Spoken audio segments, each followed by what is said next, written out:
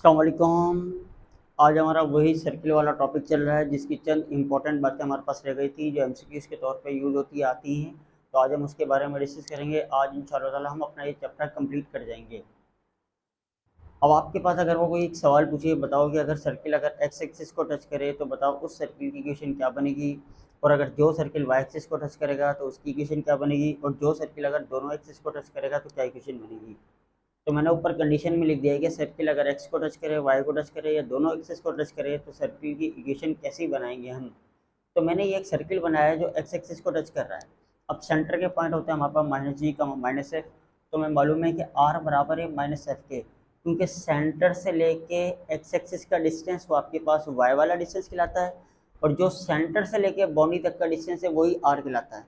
तो इस कंडीशन के हिसाब से जितना आपके पास रेडियस है उतना ही आपके पास एफ वाला डिस्टेंस है। तो मैंने बोल दिया आर बराबर एफ के। तो हम ये कहते हैं कि अगर जो सर्किल अगर एक्स एक्सिस को टच करेगा उसमें हमारे पास दो कंडीशन होती है। पहली कंडीशन है आर बराबर है माइनस एफ के मॉड के बराबर। मॉड हमने इसलिए लगाया क्योंकि हमें पता है कि रेडियस हमेशा क्या आता है, पॉजिटिव आता है। तो अगर वो नेगेटिव भी होगा तो मॉड उसको क्या बना देगा, पॉजिटिव बना देगा। और दूसरी कंडीशन इंपॉर्टेंट ये होती है हमारे पास कि जो सर्किल अगर एक्स एक्सिस को टच करेगा उसमें सी बराबर होगा जी स्क्वायर के। अब ये कंडीशन हमने कैसे निकाली है, तो सबको मालूम है हमारे पास एक फार्मूला है आर स्क्वायर बराबर है जी स्क्वायर प्लस का एफ स्क्वायर माइनस का सी। ये सर्किल की जनरल इक्वेशन में अगर आपको आर निकालना है तो आर निकालने का फार्मूला हमने ये वाला पढ़ा हुआ है। तो अगर मुझे पता है कि आर बराबर है माइनस एफ के मॉड के, तो आर की जगह माइनस एफ का मॉड लिख दूँ तो बन जाएगा एफ स्क्वायर बराबर है जी स्क्वायर प्लस का एफ स्क्वायर माइनस का सी। ये एफ स्क्वायर क्या हो जाएगा, कैंसिल। तो आपके पास आंसर आ जाएगा सी बराबर आ जाएगा जी स्क्वायर के। तो तमाम बच्चे ये याद रखना, जो सर्किल अगर एक्स एक्सिस को टच करेगा उसमें सी बराबर होगा जी स्क्वायर के, और जो सर्किल वाई एक्सिस को टच करता है उसमें सी बराबर होता है एफ स्क्वायर के। हम आगे चल रहे हैं। तो मैंने सर्किल की इक्वेशन लिख दी x square plus y square plus का टू जी एक्स प्लस का two f y plus c होता है। तो सी की जगह मैंने क्या लिख दिया है, जी स्क्वायर। अगर कहीं पे भी आपको ऐसी इक्वेशन नजर आ जाए तो आप बोल देना ये सर्किल एक्स एक्सिस को टच कर रहा है। अब अगर सर्किल वाई एक्सिस को टच करेगा तो उसमें हम बोलेंगे आर बराबर है माइनस एफ मॉड माइनस जी मॉड के, जिसकी इक्वेशन हमारे पास ऐसी बनेगी, और उसमें सी बराबर होगा एफ स्क्वायर के। अब देखो सेंटर से लेके वाई एक्सिस का जो भी डिस्टेंस आएगा ना वो एक्स वाला डिस्टेंस बनेगा। अगर ये डिस्टेंस होता है तो ये हमारे पास वाई एक्सिस का होता है, और अगर ऐसे हॉरिजॉन्टल डिस्टेंस आता है तो वो हमारे पास एक्स एक्सिस का होता है। तो सेंटर से लेके अगर मैं वाई एक्सिस से जो डिस्टेंस बना रहा हूँ वो डिस्टेंस असल में एक्स का बन रहा है, और अगर मैंने यहाँ से सेंटर से अगर एक्स एक्सिस से डिस्टेंस जो बनाया वो असल में वाई एक्सिस का था। तो इसलिए हम कह रहे थे आर बराबर है माइनस एफ के, और इधर बोलेंगे हम आर बराबर है माइनस जी के। तो r बराबर है माइनस जी के मॉड के बराबर। अगेन मैं इस फार्मूले में r की जगह माइनस जी के मॉड की वैल्यू पुट करूंगा तो जी स्क्वायर कैंसिल होके मुझे यहाँ से आंसर मिल जाएगा c बराबर आएगा एफ स्क्वायर के। अब आपके पास दो कंडीशन पता चल गई, एक तो एक्स एक्सिस वाली और एक वाई एक्सिस वाली। अब मैं इसकी जगह वैल्यू पुट करूंगा तो बन जाएगा x square plus y square plus का टू जी एक्स प्लस का टू एफ वाई प्लस का एफ स्क्वायर बराबर 0। मैंने इधर c की जगह लिख दिया एफ स्क्वायर, इधर लिख दिया c की जगह जी स्क्वायर। आपको बस ये बात याद रखनी है, जो सर्किल एक्स एक्सिस को टच करेगा उसमें c बराबर है जी स्क्वायर के, और जो सर्किल अगर वाई एक्सिस को टच करेगा उसमें c बराबर है एफ स्क्वायर के। अब अगर कोई आपको बोल दे कि सर मेरे पास एक ऐसा सर्किल है जो दोनों एक्सिस को टच कर रहा है, तो याद रखिए तमाम बच्चे, जो सर्किल अगर एक्स एक्सिस को और वाई एक्सिस दोनों को टच करेगा तो उसमें दोनों के सेंटर के पॉइंट एक जैसे होंगे। हो सकता है एक पॉजिटिव हो एक नेगेटिव हो, पर दोनों का ये वाला डिस्टेंस बराबर होगा। अगर इनमें से कोई एक पॉइंट पॉजिटिव या नेगेटिव है तो इसका मतलब है सर्किल ने जगह चेंज कर दी। फर्स्ट क्वाड्रेंट में दोनों पॉइंट क्या होते हैं, पॉजिटिव, सेकंड में फर्स्ट नेगेटिव होता है सेकंड पॉजिटिव, ऐसे चलता रहेगा, पर डिस्टेंस दोनों का हमेशा बराबर आता रहेगा। तो हम क्या बोलेंगे, अगर कोई भी सर्किल दोनों एक्सिस को टच करेगा तो उसमें r बराबर होगा मॉड ऑफ माइनस जी के मॉड ऑफ माइनस एफ के, क्योंकि ये दोनों आपस में बराबर हैं। और अगर ये बराबर है जी और एफ बराबर है तो हम बोलेंगे c बराबर होगा जी स्क्वायर बराबर है एफ स्क्वायर। c की वैल्यू जी स्क्वायर की भी बराबर होगी और c की वैल्यू एफ स्क्वायर की भी बराबर होगी। तो इसका मतलब है जी स्क्वायर और एफ स्क्वायर दोनों आपस में बराबर होंगे। तो अब हम ये करते हैं कि अगर मैं इक्वेशन निकालूं इस सर्किल की जो दोनों एक्सिस को टच करेगा तो उसकी इक्वेशन बनेगी x square plus y square plus का टू ए एक्स। मैंने g को भी a का नाम दे दिया, f को भी a का नाम दे दिया, और g का स्क्वायर करूं या f का स्क्वायर करूं जो हमारे पास a के बराबर आ जाएगा। तो इक्वेशन बनेगी x square plus y square plus का 2ax प्लस का 2ay प्लस का a स्क्वायर बराबर 0। तो ये वो सर्किल है जो अपने पास दोनों एक्सिस को टच करेगा। अब अगर इस टाइप का कोई भी सवाल आया तो आप इस लॉजिक को यूज करते हुए जल्दी से सॉल्यूशन निकाल देना। अगले पे हम आ रहे हैं कंसंट्रिक सर्किल, जिसका दूसरा नाम होता है हमारे पास सेम सेंटर।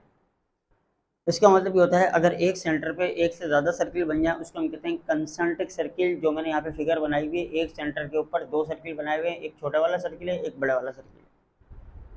अगर कोई बच्चा किसी भी कंसंट्रिक सर्किल की इक्वेशन निकालेगा, मतलब ये दो कंसंट्रिक सर्किल है, इन दोनों सर्किल की इक्वेशन में सिर्फ कांस्टेंट का फर्क आएगा, बाकी पूरी इक्वेशन दोनों की सेम आएगी, क्योंकि जो सेंटर छोटे वाले सर्किल का है वही सेंटर बड़े वाले सर्किल का है।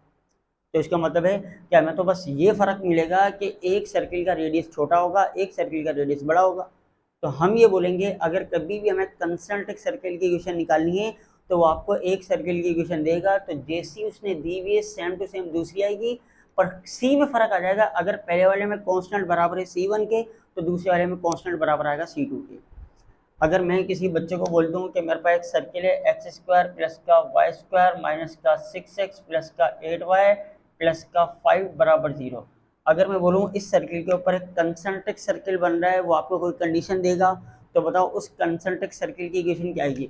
तो मैं बोलूँगा अगर मुझे उस कंसंट्रिक सर्किल की इक्वेशन निकाली है तो यहाँ तक तो दोनों की इक्वेशन सेम आएगी। चेंजिंग किसमें आएगी, कांस्टेंट में। अगर इधर कांस्टेंट 5 आ रहा है तो उधर कांस्टेंट कुछ और आ सकता है। और याद रखिएगा तमाम बच्चे, सर्किल के अंदर जो भी कांस्टेंट नंबर होता है वो कांस्टेंट नंबर आपको ये शो करवाता है कि बताओ सर्किल की बाउंड्री ओरिजिन से कितनी दूर है। अगर मैं यहाँ पे एक्स एक्सिस वाई एक्सिस बना दूँ, ये एक्स एक्सिस ये वाई एक्सिस, तो बताओ ये वाली इस सर्किल की बाउंड्री ओरिजिन से इतनी दूर है जिसको मैंने C1 का नाम दिया है, और ये वाला सर्किल इस ओरिजिन से इतना दूर है जिसको मैंने C2 का नाम दिया है। तो जो भी सर्किल अगर ओरिजिन को पास करता है तो हमें पता है उस सर्किल की इक्वेशन में कांस्टेंट नहीं आता, तो मतलब सर्किल की बाउंड्री ओरिजिन को पास करते हुए जाती है, तो सर्किल की बाउंड्री और ओरिजिन के दरमियान में कोई भी डिस्टेंस नहीं होता, तो हम कहते हैं C बराबर 0 पे। और अगर सर्किल थोड़ा दूर है तो जितना दूर होगा उतना डिस्टेंस बताएगा C आपको कि सर्किल ओरिजिन से कितना दूर आ रहा है। अब इस कंसंट्रिक सर्किल के अंदर दो मोस्ट इंपॉर्टेंट कंडीशन है जो अक्सर सवाल आता है। अगर मैं आपको बोल दूं पहले वाला सर्किल है S1 बराबर है x square plus y square plus का 2gx प्लस का 2fy प्लस C1, और दूसरे वाला सर्किल है S2 बराबर है x square plus y square plus का 2gx प्लस का 2fy प्लस C2। आपको सर्किल की इक्वेशन को देखते ही पता चल गया कि ये सर्किल दोनों आपके पास एक दूसरे के ऊपर कंसंट्रिक हैं, क्योंकि दोनों का सेंटर सेम है, कांस्टेंट में फर्क आ रहा है। अगर मैं आपसे पूछूं बताओ, मैं आपको दो इक्वेशन दे दूं और आपसे पूछूं बताऊं कि इन दोनों सर्किल में किस सर्किल का रेडियस बड़ा होगा, किस सर्किल का रेडियस छोटा होगा, तो आप इन दो कांस्टेंट को देख के तो बता नहीं सकते, आपको फिर ये वाला फार्मूला लगाना पड़ेगा, आर स्क्वायर बराबर है जी स्क्वायर प्लस का एफ स्क्वायर माइनस सी। आप ये वाला दोनों के ऊपर अलग अलग फार्मूला लगाओगे तो जाके आपके पास आर निकलेगा, फिर आप बताओगे कि किसका रेडियस ज़्यादा है किसका रेडियस कम है। तो मैं आपको बगैर इस फार्मूले के एक शॉर्ट ट्रिक बता रहा हूँ। अगर आपके पास कोई भी दो कंसंट्रिक सर्किल है, आप उसमें ये वाली कंडीशन लगाओ, अगर पहले वाले का कांस्टेंट दूसरे वाले के कांस्टेंट से बड़ा आ जाए, पहले वाले का कांस्टेंट दूसरे वाले से कांस्टेंट से बड़ा आ जाए, तो बोल देना जिसका कांस्टेंट बड़ा होगा उसका रेडियस छोटा होगा, जिसका रेडियस बड़ा होगा उसका कांस्टेंट छोटा होगा। जैसे मैंने लिखा है C1 is greater than C2 then R1 is less than R2 आएगा, और अगर ये होता C1 is less then C2 तो मैं कहता then R1 is greater then R2। अब मैं आपसे एक सवाल पूछता हूँ, आप मुझे ये बताएं कि एक तो सर्किल मैंने ये वाला ले लिया और दूसरा सर्किल मैंने ले लिया एक्स स्क्वायर प्लस का वाई स्क्वायर माइनस का 6x प्लस का 8y माइनस का 10 बराबर 0, और मैं आपसे पूछूं बताओ ये दोनों सर्किल एक दूसरे के ऊपर कंसंट्रिक हैं, इन दोनों सर्किल में किस सर्किल का रेडियस ज़्यादा होगा। तो आप सिर्फ इन दोनों के कांस्टेंट को चेक करो, जिसका कांस्टेंट छोटा होगा उसका रेडियस बड़ा होगा, जिसका कांस्टेंट बड़ा होगा उसका रेडियस छोटा होगा। तो इधर हमारे पास 5 आ रहा है, इधर क्या आ रहा है -10 आ रहा है, तो ये छोटा है, तो मतलब ये वाला सर्किल बड़ा बनेगा, ये वाला सर्किल क्या बनेगा, छोटा बनेगा। इस कंडीशन को देखते हुए हमने डायरेक्ट आंसर बता दिया है। अब एक प्रॉपर्टीज है सर्किल के अंदर, वो भी मैं आपको मजीद बताना चाह रहा हूँ। एक दो प्रॉपर्टीज और हैं बस, फिर हमारा ये पूरा लेक्चर कंप्लीट हो जाएगा। अगर आपके पास कोई इस टाइप का सवाल आ जाए, मैं आपको बोल दूं कि 3 पॉइंट है x1 कामा y1, दूसरा पॉइंट है x2 कामा y2 और तीसरा पॉइंट है हमारे पास जिसको मैंने बोल दिया x3 कामा y3। अगर ये तीनों पॉइंट सर्किल के बाउंड्री के ऊपर लाया करें तो इन तीनों पॉइंट की मदद से आप मुझे सर्किल की इक्वेशन निकाल के दिखाओ। तो अब इन 3 पॉइंट की मदद से सर्किल की इक्वेशन निकालने के लिए हमें बहुत ज़्यादा टाइम लगेगा। एमसीक्यूज में ये हो सकता है कि अगर वो आपको 4 ऑप्शन देगा तो आप 1 बाय 1 सारे पॉइंट पुट करके चेक करो। जिस इक्वेशन को ये तीनों पॉइंट सेटिस्फाई करेंगे तो मैं बोल दूंगा इन तीनों पॉइंट से जो इक्वेशन बनेगी वो वाली बनेगी जिसको ये तीनों पॉइंट सेटिस्फाई करेंगे। अगर ये पॉइंट बाय चांस ऐसे आ जाते हैं, ये खास पॉइंट बता रहा हूँ, अगर पहला पॉइंट ओरिजिन पे आ जाए, दूसरा पॉइंट एक्स एक्सिस पे जाएगा और तीसरा पॉइंट वाई एक्सिस पे आएगा, मतलब ये एक्स इंटरसेप्ट बन गया, ये वाई इंटरसेप्ट बन गया, ये ओरिजिन बन गया। अगर इस टाइप के आपको कोई से भी 3 पॉइंट पता चल जाए और अगर आप सर्किल की इक्वेशन निकालना चाहते हो तो बगैर सॉल्यूशन के आप डायरेक्ट एक स्टेप में आंसर निकाल सकते हो। इसका आंसर आएगा एक्स स्क्वायर प्लस का वाई स्क्वायर माइनस का ए एक्स माइनस का b y is equal to 0। ये आपके पास आ जाएगी इक्वेशन ऑफ सर्किल। किस तरीके से निकालेंगे, आपको सबसे पहले ये देखना है कि अगर ये सर्किल ओरिजिन को पास कर रहा है तो इस सर्किल की इक्वेशन में कांस्टेंट नहीं आएगा। अब दूसरी हमने इक्वेशन कैसे निकाली है, जो भी एक्स इंटरसेप्ट है, जो भी एक्स इंटरसेप्ट की वैल्यू है वो एक्स के साथ लिखूंगा, जो भी वाई इंटरसेप्ट की वैल्यू है वो वाई के साथ लिखूंगा, पर दोनों नंबर की साइन चेंज कर दूंगा। अगर ये दोनों नंबर प्लस के हैं तो यहाँ पे माइनस आएंगे, अगर ये माइनस होते तो प्लस के आ जाते। मैं आपसे पूछूं, बताओ 0,0, 5,0 और 0,-3, इन 3 पॉइंट की मदद से आप मुझे सर्किल की इक्वेशन निकाल के दिखाओ। तो आप बोलोगे ये वाला पॉइंट में एक्स वाले के साथ रखूंगा, ये वाला पॉइंट में वाई के साथ रखूंगा, पर साइन चेंज कर दूंगा और कांस्टेंट वैसे ही 0 हो जाएगा। तो इन 3 पॉइंट से जो सर्किल की इक्वेशन निकलेगी वो निकलेगी एक्स स्क्वायर प्लस का वाई स्क्वायर माइनस का 5x प्लस का 3y प्लस का 3y इज इक्वल टू 0। या गई equation of circle in 3 point की मदद से। तो अगर कहीं पे भी आपको इस कंडीशन के आपको 3 पॉइंट मिल जाए तो आप उन 3 पॉइंट की मदद से डायरेक्ट सर्किल की इक्वेशन इस तरीके से आप निकालोगे।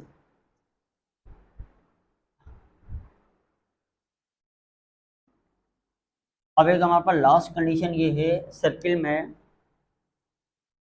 कि अगर आपको कोई ये बोले कि मैं एक फिगर बना रहा हूँ, मैंने बोल दिया ये मैंने एक सर्किल बना दिया जिसका सेंटर हो सकता है कहीं ना कहीं इधर आ जाए।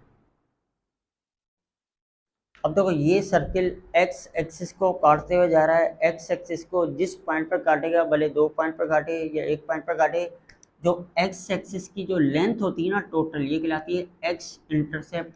और अगर ये सर्किल वाई एक्सिस को भी काटता तो हम क्या कहते हैं, इसमें वाई इंटरसेप्ट की लेंथ भी आएगी, एक्स इंटरसेप्ट की लेंथ भी आएगी। और कभी कभी ऐसा भी हो सकता है कि सर्किल ना एक्स को इंटरसेक्ट करे ना वाई को करे, तो हम बोलेंगे ये सर्किल ना एक्स और ना वाई दोनों को इंटरसेप्ट नहीं कर रहा, तो इसमें लेंथ ऑफ एक्स इंटरसेप्ट भी नहीं आएगी, लेंथ ऑफ वाई इंटरसेप्ट भी नहीं आएगी। अगर आपको लेंथ ऑफ एक्स इंटरसेप्ट और वाई इंटरसेप्ट निकालनी है, अब मैं आपको ऐसी फिगर बना के नहीं दूंगा, मैं आपको सर्किल की इक्वेशन दूंगा।